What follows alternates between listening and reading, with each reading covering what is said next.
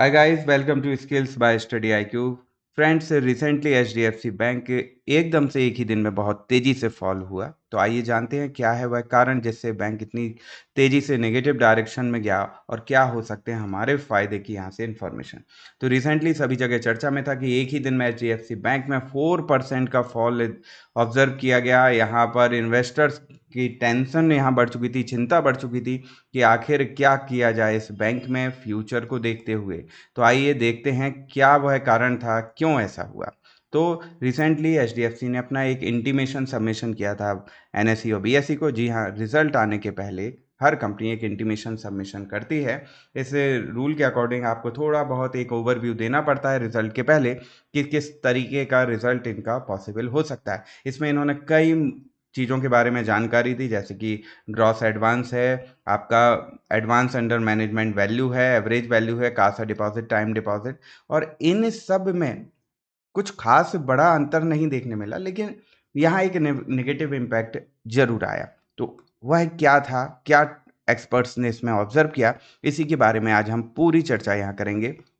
तो पहले तो अगर आप भी चाहते हैं अपना इन्वेस्टमेंट खुद करना, मार्केट को सीखना और बहुत अच्छे से एक बेसिक लेवल से सीखते हुए एडवांस लेवल तक जाना, तो आप हमारा नया बैच स्टार्ट जो हो रहा है उसको ज्वाइन कर सकते हैं, जो हो रहा है 10 जुलाई से।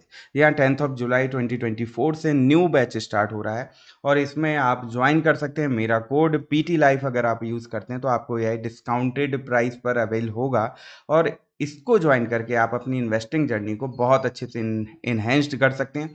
खुद डिपेंडेबल, खुद पर होकर आप इन्वेस्टमेंट सीख सकते हैं। तो जी हाँ, अगर आप इसको ज्वाइन करना चाहें तो अभी बैच स्टार्ट होने में टाइम है, इसको आप ज्वाइन कर सकते हैं। चलिए तो आगे बढ़ते हैं। क्या थी रिपोर्ट से कुछ ज़रूरी बातें। तो रिपोर्ट्स में जो वैल्यूज़ थी उनको देखते हुए बैंक के बिजनेस पर इतना कुछ खास इम्पैक्ट नहीं दिख रहा है। पिछले साल के रिस्पेक्ट में अगर बात करें जून 30 23 के बेस पर, तो बैंक के पास ग्रॉस एडवांस इंक्रीज हुआ है। जी हाँ, 24,000 बिलियन रुपीस का जो ग्रॉस एडवांस है प्रेजेंट में, लास्ट ईयर के 16,000 से बढ़ के आया है। जो देखा जाए तो 52% का यहाँ इंक्रीज हुआ है ओवरऑल। यहाँ पर अगर मैनेजमेंट के अंडर में हम एडवांस की बात करें तो वह भी इंक्रीज ही हुआ है, लेकिन कुछ खास नहीं, थोड़ा सा इफेक्ट ही है। यानी यहाँ एक स्टेबल ट्रेंड दिखा रहा है। बैंक के बिजनेस में अभी किसी तरीके का ग्रोथ फास्ट नहीं दिख रहा है, बहुत ही स्टेबल ग्रोथ चल रहा है। डिपॉजिट ग्रोथ की बात करें तो वह भी लास्ट ईयर के रिस्पेक्ट में 24% से बढ़ा है। और इस तरीके से काशा की वैल्यू, जी हाँ, यही वो इम्पोर्टेंट पार्ट है जो आज हम समझेंगे। काशा की वैल्यू भी हल्का सा, थोड़ा सा बढ़ती हुई दिखाई दी है, लेकिन आखिर कहाँ से वो नेगेटिव इम्पैक्ट आया वह भी हमें समझना होगा। तो देखें, अभी पूरे बिजनेस पर हम रिपोर्ट को एक शॉर्ट टर्म में या ओवरव्यू देख रहे हैं। एवरेज डिपॉजिट भी इंक्रीज हुआ है। यहाँ एवरेज डिपॉजिट जो इंक्रीज हुआ है वो 25% की ग्रोथ रिफ्लेक्ट कर रहा है और क्वार्टर ऑन क्वार्टर 4.6% की ग्रोथ को रिफ्लेक्ट कर रहा है। और कासा डिपॉजिट भी देखा जाए तो यहाँ 8.1% की ईयर ऑन ईयर और क्वार्टर ऑन क्वार्टर 3.3% की ग्रोथ यहाँ दिखा रहा है। साथ ही साथ बैंक का जो लोन वैल्यू है, रिटेल लोन, वो भी बढ़ रहा है। यानी बहुत ज़्यादा लोन बैंक दे चुका है। अब ये बात की बात है कि यहाँ रिकवरी क्या होगी, लेकिन लोन वैल्यूज़ भी इंक्रीज हो रही हैं। अर्बन एरियाज़ और रूरल एरियाज़ में भी लोन इंक्रीज हो रहा है। तो देखा जाए तो ओवरऑल एक सही सिनेरियो नज़र आ रहा है। लिक्विडिटी भी सही दिख रही है बैंक में, फिर भी बैंक का प्राइस गिरा। तो क्या था जो एक्सपर्ट्स की नज़र में नेगेटिव हुआ, उसको हम इसके कंक्लूजन में देखते हैं। जी हाँ, ओवरऑल देखने में तो सही लग रहा था सारा रिजल्ट जो अभी ओवरव्यू है यहाँ पर, लेकिन यहाँ अगर हम क्वार्टर ऑन क्वार्टर की बात करते हैं तो ग्रॉस एडवांस में एक डिक्लाइन आया, बहुत ही माइनर सा डिक्लाइन है 0.8% का, लेकिन क्वार्टर ऑन क्वार्टर यहाँ एक डिक्लाइन आया है। साथ ही साथ ये जो वैल्यू है मैनेजमेंट के अंडर में, जो एडवांस वैल्यू है, वो किसी भी तरीके का ग्रोथ नहीं दिखा रही है। यानी कि अभी देखा जाए तो एक स्टेबल तरीके से बैंक काम कर रहा है। बैंक ना तो कुछ ज़्यादा अच्छा कर रहा है, ना ही कुछ बेकार कर रहा है। डिपॉजिट्स जो हैं वो भी स्टेबल है, मतलब लोग इसमें अभी अपना पैसा नहीं जमा कर रहे हैं। जो पैसा था लगभग वैसा ही है, थोड़ा सा कम ही हुआ है। तो ऐसा, इसका एक कारण और भी मार्केट में इस वक्त चर्चा में है कि म्यूचुअल फंड में इन्वेस्टिंग कुछ बढ़ चुकी है। देश में बहुत से लोगों ने लास्ट ईयर से रिकॉर्ड तोड़ म्यूचुअल फंड में इन्वेस्टमेंट दिखा है देश में। एक तरीके से लास्ट ईयर कुछ ज़्यादा ही म्यूचुअल फंड में इन्वेस्टमेंट हुआ है और इसी का रीज़न लगता है एक्सपर्ट्स को कि जो जनता का पैसा है वो म्यूचुअल फंड में ज़्यादा जा रहा है, बैंक में अपना पैसा जनता कम रख रही है। कासा जो है वह सबसे ज़्यादा नेगेटिव रहा और क्वार्टर ऑन क्वार्टर पर जहाँ ईयर ऑन ईयर 6.2% का ग्रोथ था, लेकिन क्वार्टर ऑन क्वार्टर पर यहाँ 5% का डिक्लाइन हुआ और यही वो ट्रिगर पॉइंट था जिसके कारण बैंक पर असर पड़ा। जी हाँ, यही वो है इम्पोर्टेंट पॉइंट जिसका इफेक्ट बैंक को दिखा और कंक्लूजन में हम इसी पर आते हैं कि बैंक एक ग्रोथ दिखा रहा है, रोबस्ट ग्रोथ है, कंट्रीब्यूशन है रिटेल और कमर्शियल बैंकिंग सेक्टर में, लेकिन ग्रोथ अभी कुछ बैलेंस चल रही है, यहाँ खास मूवमेंट नहीं हो रहा है। और जो डिक्लाइन का सा रेशियो है, इसी ने इंडिकेट किया है कि बैंक को अपनी लिक्विडिटी मेंटेन करने में अभी स्ट्रगल करना पड़ रहा है और इसी का इम्पैक्ट जो आपके एक्सपर्ट्स इन्वेस्टर्स होते हैं उन पर देखने मिला और यहाँ एक प्रॉफिट बुकिंग देखने मिली। तो बैंक के फ्यूचर को देखते हुए अभी लग रहा है कि बैंक के ग्रोथ पर कुछ एक तरीके से कहें तो एक स्पीड ब्रेकर लग चुका है, थोड़ा स्लो हो चुकी है और फ्यूचर में अभी इस पर कुछ ना कुछ नेगेटिव व्यू बना हुआ है, इसलिए यहाँ एक प्रॉफिट बुकिंग देखने मिली। अब जब यहाँ तक हमने समझा है तो देख लेते हैं बैंक का प्राइस कहाँ तक आया।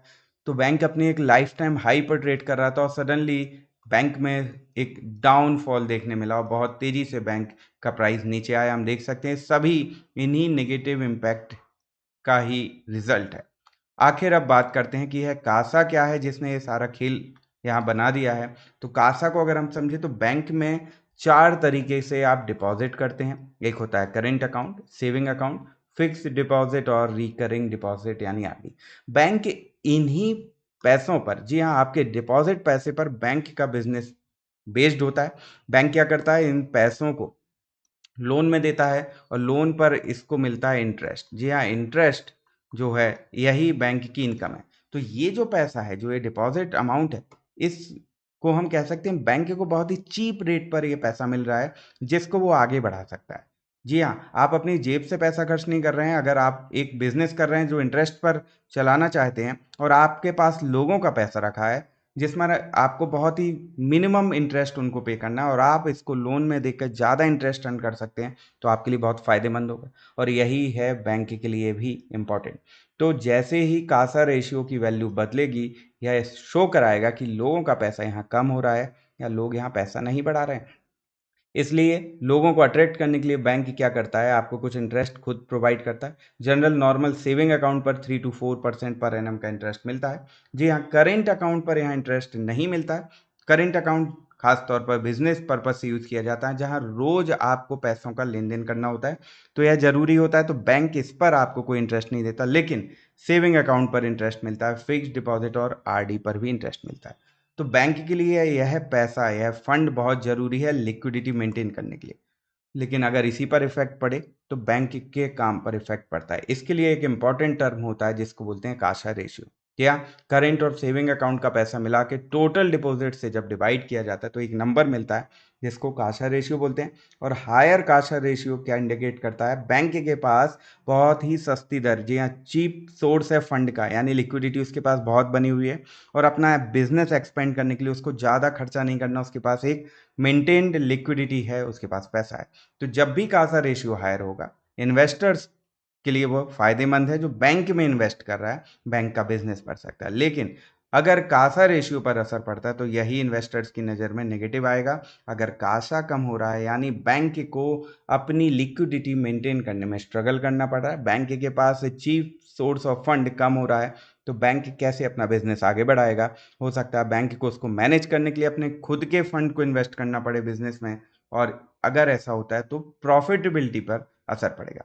तो यही कारण है कि हाई यील्ड वैल्यू क्रिएट हो पा रही है और जो नेट इंटरेस्ट मार्जिन है वो उसके ऊपर इफेक्ट पड़ेगा। तो इस तरीके से हम देख सकते हैं कि कासा किसी भी बैंक की इनकम को जज करने का एक अच्छा तरीका है। कासा के बेस पर हम डिसाइड कर सकते हैं बैंक किस तरीके से काम कर रहा है और बैंक में क्या किसी तरीके का रिस्क क्रिएट हो रहा है। अभी रिसेंट के कासा की अगर बात करें तो देश के सभी बैंक में कासा नेगेटिव चल रहा है और यह बैंकिंग सेक्टर के लिए अच्छी बात नहीं। जी हाँ, बैंकिंग सेक्टर इस वक्त बहुत ज़्यादा पेन से गुजर रहा है, उस पर बर्डन बहुत ज़्यादा है, लोगों का पैसा यहाँ कम हो रहा है और बैंक को अपने लिए लिक्विडिटी मेंटेन करना टफ हो रहा है। लेकिन ये सब क्वार्टर ऑन क्वार्टर पर है, आगे बैंक ऐसा नहीं है, बहुत अच्छा बिजनेस करते हैं तो इन फ्यूचर वो अच्छा परफॉर्म करेंगे। लेकिन रिसेंट में अभी ये नेगेटिव खबर जो थी, ये नेगेटिव इफेक्ट था जिसके कारण एक प्रॉफिट बुकिंग देखने को मिली। लेकिन अगर एक्सपर्ट्स की नज़र में देखा जाए तो ये क्वार्टर बेस पर था, और जनरली जो क्वार्टर होता है मानसून के आसपास का, उसमें बैंक का बिजनेस पर इफेक्ट मिनिमम ही रहता है, कुछ खास बिजनेस नहीं होता है, और वह बिजनेस पर इम्पैक्ट दिखाई दे रहा है लेकिन बहुत ही माइनर सा है। तो ये था वो ट्रिगर पॉइंट जिसके कारण बैंक गिरा। लेकिन लॉन्ग टर्म में बैंक अभी बहुत ही अच्छा है।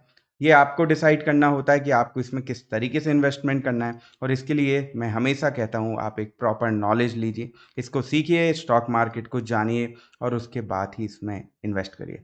सो फ्रेंड्स, ये थी आज की जानकारी। आई होप इससे आपको बहुत अच्छी इन्फॉर्मेशन मिली होगी, नॉलेज के कुछ पॉइंट्स मिले होंगे जिसको आप अपनी इन्वेस्टिंग में अप्लाई कर सकते हैं, ऑब्जर्व कर सकते हैं किसी भी कंपनी की परफॉर्मेंस को। तो ऐसी ही जानकारी आपको आगे के वीडियो में हम देते रहेंगे। तब तक के लिए thank you and good bye.